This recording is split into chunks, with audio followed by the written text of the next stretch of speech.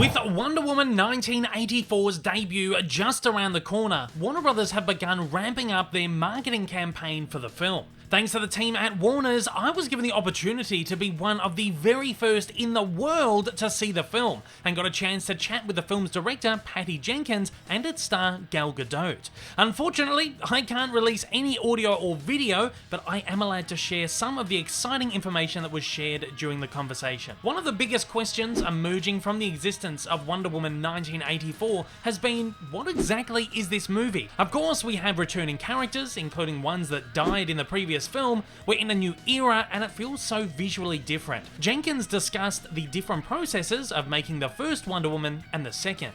For me, what was interesting about the first one versus the second one, the first one was harder because I was trying to establish a tone that was new to DC, and they were not totally confident about what we were doing. And so it was a little bit of a struggle all the time to make sure I was actually executing that tone perfectly and establishing the thing we wanted and keeping control of the movie in that way. The second one was much easier in that way because now people understood what we were doing, and we were very supported and given so much freedom. But it was harder because Gal and I became more ambitious. We said, okay, cool, now we have this great character. What can we do with her to really bring something beautiful to the world that's both entertaining and gives you visuals that you haven't seen in a very long time? Myself, finding the film to be an organic sequel that also distances itself from the first and also the rest of the DCEU by managing to be its own unique beast, asked what it was like to bring this new spin to the character and the story with her own unique stamp. Here, Jenkins got the chance to address how her previous comments about this not being a sequel have been misconstrued by press. The first thing I said when we talked about doing the second movie, and I kept saying it, and it actually got misinterpreted in the press, was, we're not making a sequel, this is not a sequel. I wanted to disabuse everybody of like all the intense struggle that went through to establish the first one.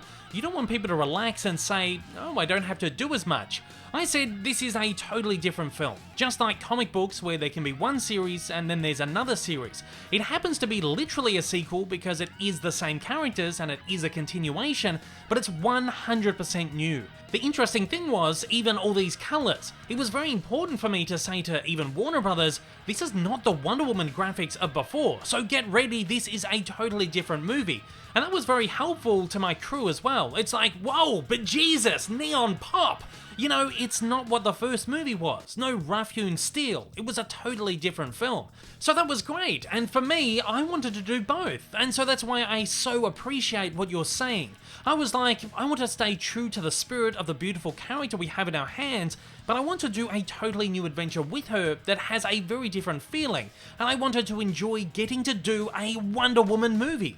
The first movie, she's not Wonder Woman until the very end. At the end of the first movie, there were so many things I was dying to do with Gal and Wonder Woman that we hadn't got to do yet, like go do a Wonder Woman movie. So the idea is like, what's a great Wonder Woman movie?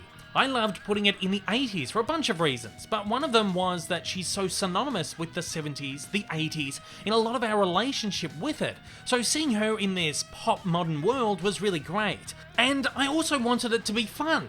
I think that Wonder Woman has, Gal in particular, has such warmth and humour. I was like, let's have a great time and have a little fun and bring a little of that tone into it, so it was really fun to get to do. Jenkins also gave a small insight into where her and the studio are at with future Wonder Woman productions. You know what? I don't know yet, and that's because of how quickly the world is changing. It was interesting when we were finishing the first movie. I could feel what I wanted to say, I could feel what I wanted the story to be, and it was all coming to me. I had clear plans for the third one, but then all of these things have happened. I mean, the pandemic and everything. So I keep saying to everyone, let's put a pin in it and see where we end up right before we make the film. Because I don't know what world we're making this film for, first of all. I don't know what's happening to the film industry, second of all. And so suddenly, everything is in question. There's a great Amazon movie that I have the storyline to, which I super love, but who knows what's going on because nobody's greenlighting any of those things right now. So everything's in question. I will say that working with Gal and working with the metaphor of Wonder Woman is so delightful. It's such a wonderful character that you could do anything with. So I would be heartbroken if we never did it again. The media embargo for Wonder Woman 1984 lifts on December 15, so until then, I'm barred from saying much else about the film other than what I've already tweeted out. Until then, Wonder Woman 1984 opens in cinemas in select international territories on December 16, and in the USA on HBO Max and in select cinemas on December 25th. It opens in Australia on December 26th. And at that, it's over to you. I want to know, are you excited about going to see Wonder Woman 1984, and how will you be seeing it, in a cinema or on HBO Max? Fire away down in the comments below and let me know your thoughts. Hey everyone, if you haven't yet, smash that big old subscribe button up on your screen to keep up to date with all my content, and hit that like button down below. Also, don't forget to check me out on social media, and please consider supporting me over on Patreon for as little as $1 a month for exclusive videos, early access content, and to get your name up on the screen. Thanks again for watching.